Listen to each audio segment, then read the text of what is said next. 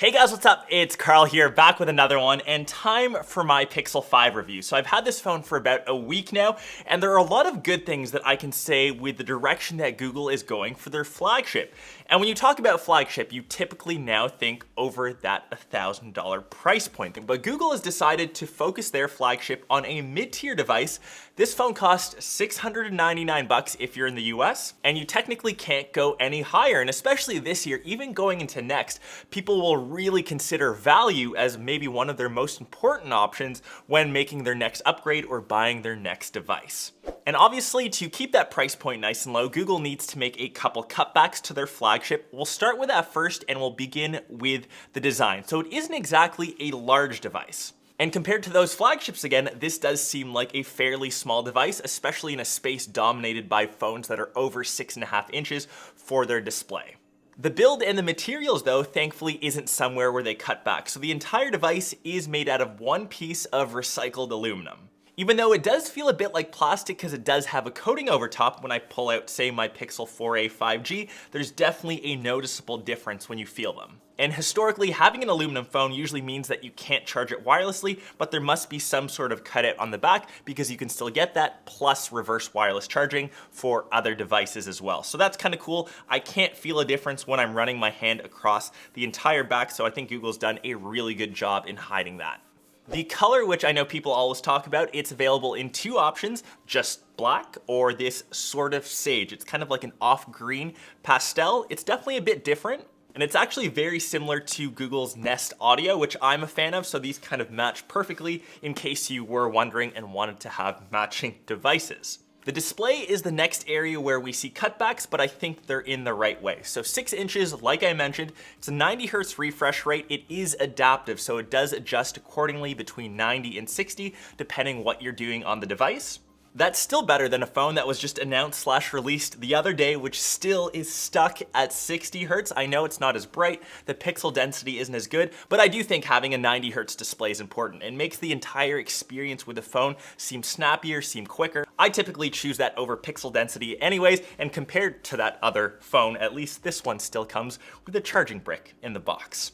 Google has also shifted away from the large notch up front. We just have the one hole punch cutout for the front-facing camera. That now means we have a display with at least symmetrical bezels, which Google couldn't seem to figure out in the past. It's simple, it doesn't have any of the display going over. It isn't the most vibrant, but it works, and it works well. And because we've gotten rid of all of the sensors up front, we no longer have face unlock. Google has simply stuck their good old fingerprint scanner on the back. More important now than ever, we're all wearing masks. It's welcome, it's quick, it's fast, and then once again, it just works. And switching to the back for the camera sensors, which I think is Google's biggest strength on smartphones. So we have two different lenses here. The first, the 12 megapixel regular wide, and the finally adapted 16 megapixel ultra wide, because before Google simply said ultra wide lenses were fun, but telephotos were more practical. I think that's in reverse. I definitely use my ultra wide lens way more across any of my devices. I think telephotos are used maybe once out of every 200 photos. That's maybe even a stretch. And unfortunately, since I've been using this phone here in Toronto, we haven't had the best weather, so not necessarily the best testing conditions, but here are of course a couple sample shots. I will say though, if you're eyeing this device solely for the camera, which I think some people will, consider the 4a, which has a very similar sensor. If you need 5G, the 4a 5G will tick those boxes. I still think those are two options to consider in this space, and you'll definitely save a bit of money. Surprisingly though, the video has actually got a really big boost in performance. That's the biggest area of improvement on the Pixel 5 this year. Stabilization has been awesome, but once again, just forgive my testing conditions here. We've been getting a ton of rain, so perhaps not the best use of testing dynamic range.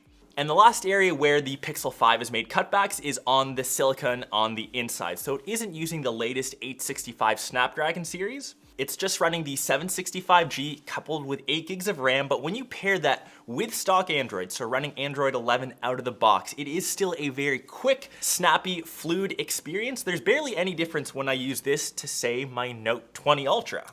And when you compare now the Pixel 5 in that $700 category, you also have some other devices that are technically considered mid-range phones. So we have, of course, the new OnePlus 8T, $750, as well as the Samsung Galaxy S20 FE, Fan Edition.